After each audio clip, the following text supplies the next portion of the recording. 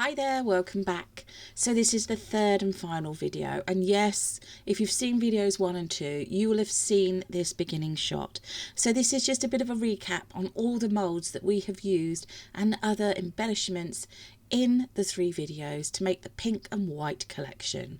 We really hope you've enjoyed watching the 2 previous videos to this, and if you haven't watched them, why not check them out from our playlist. A little bit of a spoiler alert though, here we don't unfortunately get to use the Decopatch paper. Although there may be things up and coming on our website for the part of the spring summer launch, which you'll be able to buy this collection from, where we use Decopatch paper as well. Some really lovely moulds. There's that lovely Decopatch paper. So who knows, you might see something in future videos using these brands of paper. So without further ado, this is the third and final video.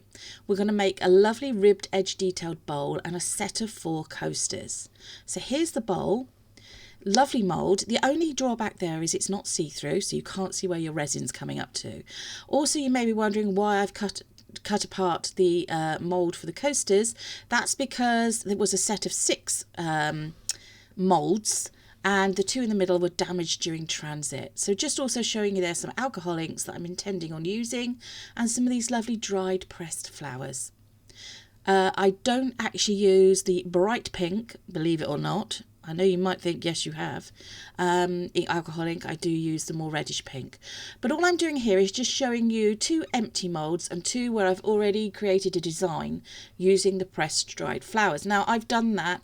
I like to do it this way, so I know what I'm doing. I've got a bit of a plan in place, what goes where. And of course, you can then take photos of what you've put where.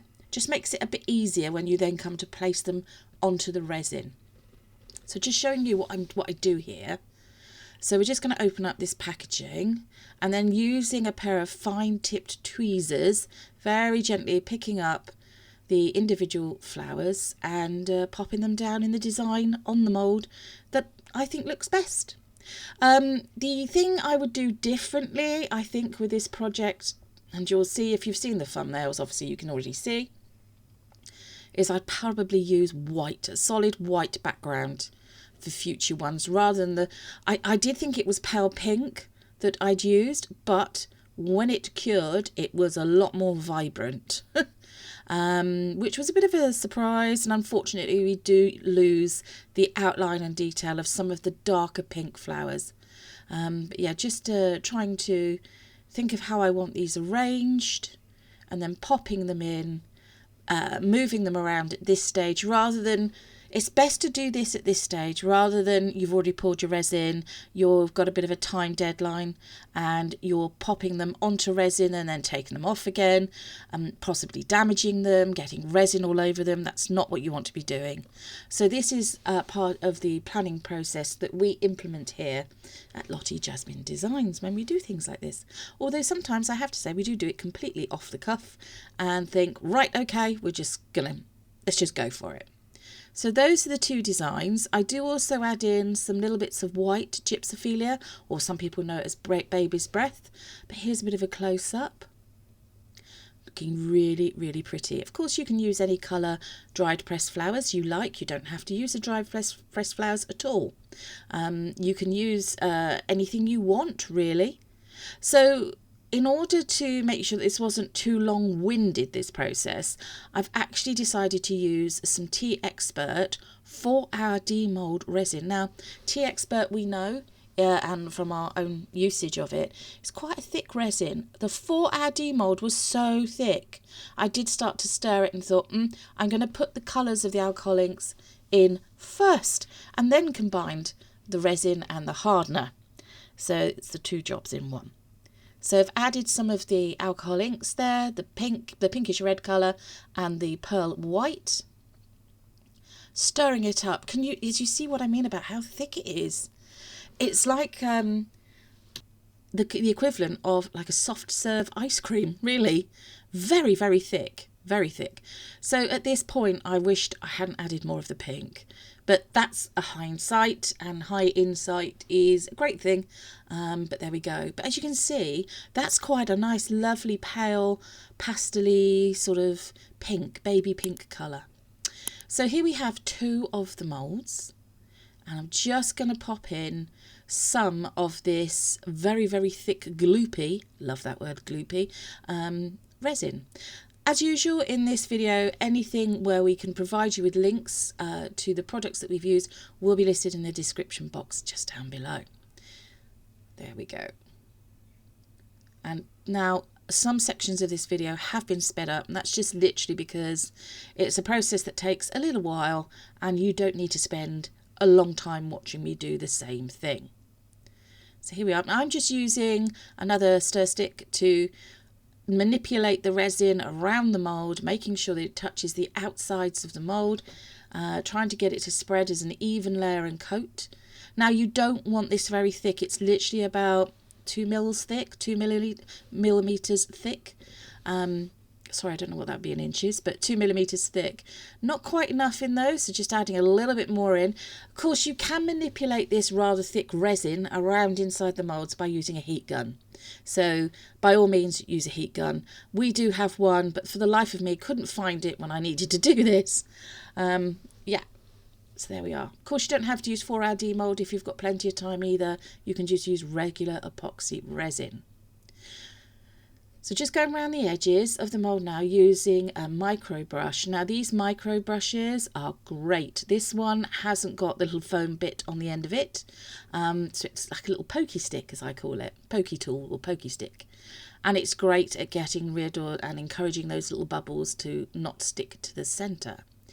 Now, it wouldn't be me doing this unless I added a bit of glitter. So thought, let's add a bit of pale green glitter. Just see what effect, if any, it has when you add it to the surface. And it does have a little bit. I don't know if the camera's picking it up very well. You can see it very well. Gives a slight green tinge, but really sort of disappears and then just adds that pop of sparkle. Now you can see we've got a couple of little like clumps of glitter in there, and I just use that little pokey stick, or pokey tool, should we just say, in there just to disperse it slightly, because we don't want that. All we wanted was a little bit of glitter and sparkle. As I say, once this is cured, I don't know how this is going to show up or not. It might not, but you know, it's just a little something extra, and really wouldn't be glitter with us it wouldn't really be right if we didn't add a tiny bit of glitter somewhere. So going in now with this very green alcohol ink, I've already added some, getting it all over my gloves as well. Do make sure that you take all the appropriate precautions with regards to PPE when using alcohol inks, resin and so on. Read the manufacturer's instructions, do follow all their guidance, just to protect yourself as well. So just popped a few little like drips, I suppose you would call. They're not drops, they're just like little tiny bits there off of this end of this little micro brush really, and just trying to feather it out so it gives almost like it's like a green vein marble, well, a pink marble with green veining. Probably that doesn't exist in real life, in nature, I wouldn't have thought, but this is, you know, implementing a bit of artistic license. So can you see what the effect that it's got there? I mean, that looks lovely. You could just leave it like that if you wanted to, if that was going to go with the aesthetic that you were looking for, and then just once they cure, do a top coat. Now this is 2 hours later, bearing in mind this is a 4-hour demold, so this had gone tacky, and I'm hoping it's going to act like glue for these pressed dried flowers, and that they're not going to sink. Now they shouldn't sink, but as you can see there, I did position that one first off slightly wrong, needed to pick it up and then just reposition it slightly. Now some of that lovely green veining will probably get covered up, but you know, this is all about let's see if this works, let's see what it does, you know, hoping to give you guys out there, our watchers and subscribers, a little bit of inspiration behind what we do, and to sort of, well, to inspire you to have a go for yourself. So there we are. Why not tell us in the comments, what do you think of this? Do you like the colour combination? Does it evoke spring, summer to you? What colours would you use? Have you used these dried pressed flowers before? Does anybody have any hints, tips or tricks that they can share in our crafting and creative community, which will help us help you but also to help us.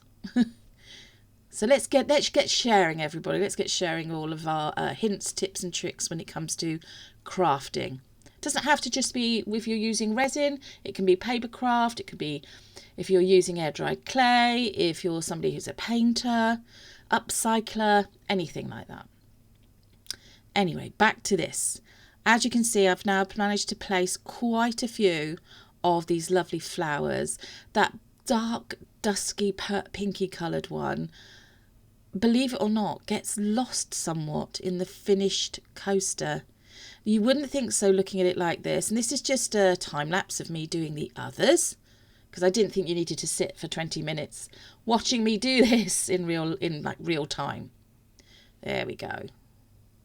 All coming together quite nicely, adding in that other little bits of gypsophilia, or baby's breath, I think some people call it, in the white. There we are. Almost done, and then this is what they look like. So I'm really, really pleased with those. We just need to wait now for it to cure completely. But before we do that, I'm going to add some of these lovely butterflies. I love butterflies. One of my favourite things in life, a butterfly. Just had an awful decision, or an awful time trying to make a decision as to what colour to use. There were quite a few colours in this packet. These butterflies are actually made from acrylic. They are 3D as well. They're not completely flat. They're not stickers. They're acrylic. So this is, can you see how much that colour, that background colour has changed? It's a much more vibrant pink. So this is 24 hours later, and this is Wayne has measured and mixed up some regular Tea Expert resin, 1:1 mixing ratio. He's also put it through our, I'm going to call it the debubbler machine, but I think you know what I mean. It's a machine that encourages all the bubbles that are in the resin to come up to the surface and to dissipate. So then he's poured that, some of that, over the surface of the coaster, and this is creating your top coat, which encapsulates those lovely press-dried flowers and the butterflies. Make sure you pour enough in so that it completely covers them and gives about 1 or 2 mils additional on the top.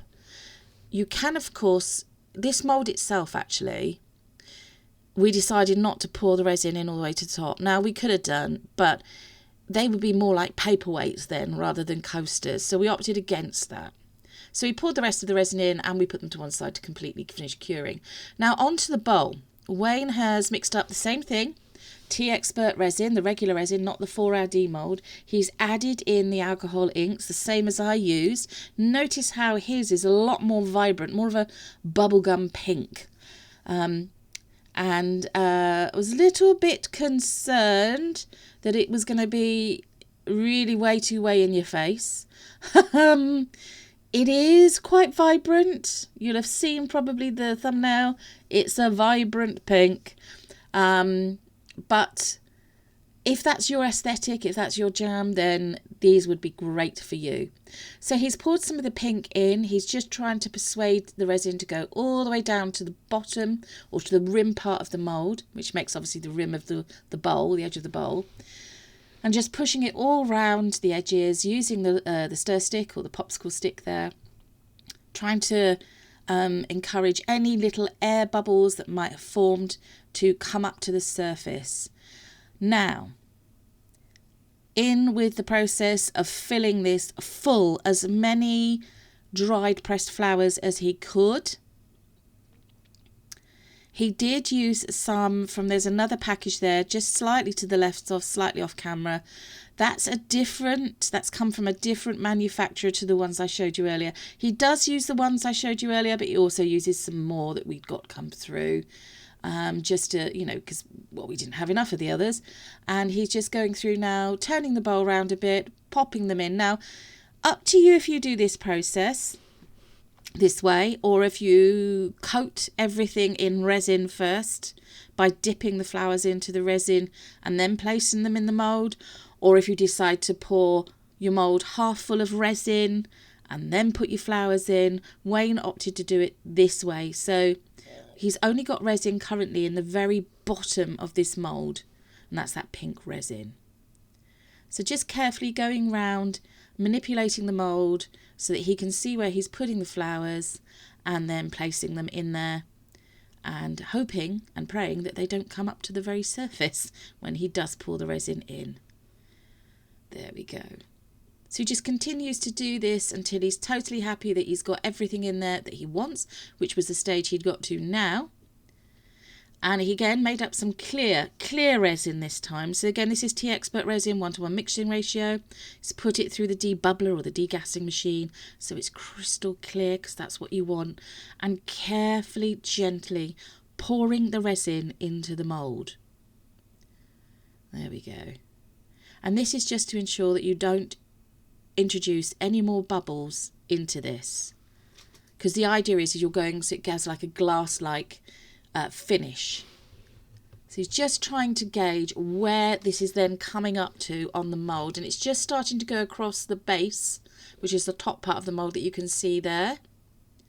So once he's got an even but very thin coating on the base, he's going to stop, and then he's going to add something else to this mould.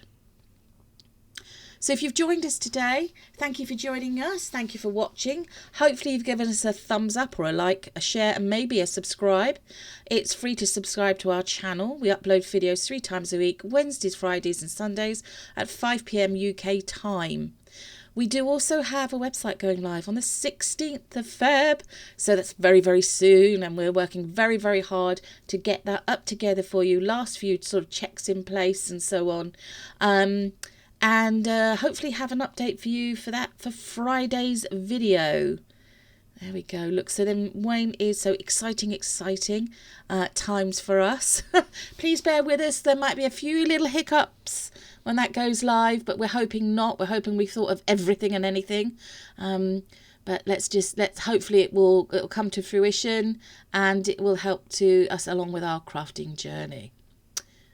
So Wayne's adding in some dried pressed flowers just to the surface of that mould there, which will be the base, which will make it look, you'll have something nice to look at when you look in the bowl, as well as when you look at the outside of the bowl. That was the idea here. There we go. So he's just putting a few more little ones in on the surface there, trying to make sure that no little bubbles are introduced as well.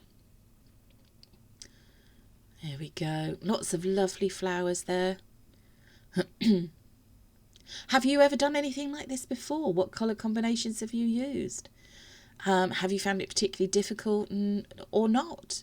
Was your piece successful? Have you got anything you'd like us to try? That's another thing in the comments box. Why not let us know of any tips any ideas you'd like us to try, colour combinations and so on, and we'll see if we can get that into our future videos. Here we go. So he's just topping up now with a coating of the resin, making sure it goes all the way out to the edges, going around the edge then of the mould with the little, let's call it pointy tool, some micro brush without the brush bit on the end.